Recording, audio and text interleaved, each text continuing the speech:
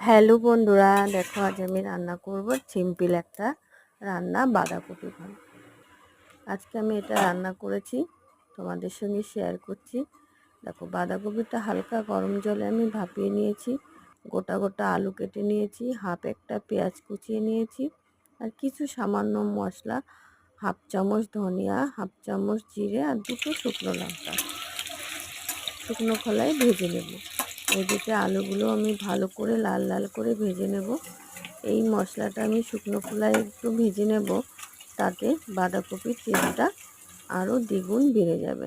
কাঁচা মশলার থেকে একটু হালকা নাড়াচাড়া করে নিলে এই স্বাদটা দ্বিগুণ সত্যিই বেড়ে যায়। একদিন করে দেখবে।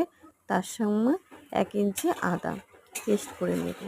আলুগুলো ভেজে তুলে নিয়ে ওই তেলে আমি বেশ খানিকটা জিরে, একটা শুকনো লঙ্কা আর পেঁয়াজগুলো দিয়ে দিয়েছি। পেঁয়াজটা ভালো করে ভাজা হয়ে গেলে এর ভিতরে আরেকটা জিনিস আমি দেব, সেটা হচ্ছে 1 চামচ গরম জল। কারণ দিলে এই ভাজা পেঁয়াজে একটু গরম জল দেওয়ার খানিকক্ষণ ভাজলে পেঁয়াজটা সুন্দর সিদ্ধ হয়ে যায়।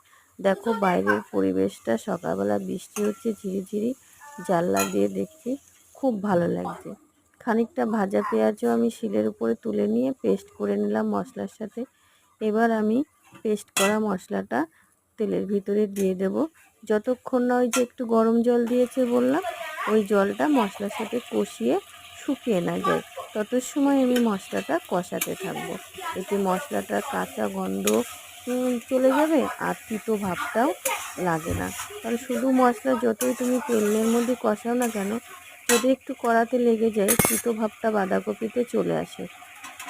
কিন্তু একটু গরম জল দিয়ে তুমি পেঁয়াজ ভাজার সঙ্গে এইভাবে মিশিয়ে নেবে, দেখবে সুন্দর টেস্ট হয় খেতে। ভাজা আলুগুলো দিয়ে কষিয়ে নেব, তারপরে ভাবিয়ে রাখা বাঁধাকপিটা দিয়ে দেব।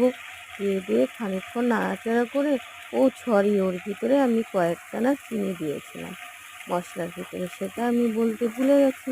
এবার বাঁধাকপিটা ভালোভাবে কষিয়ে ভাজা করতে হবে এপিট করে, যত সময় না কড়ার গায়ের থেকে বাঁধাকপিটা ছেড়ে দেয়।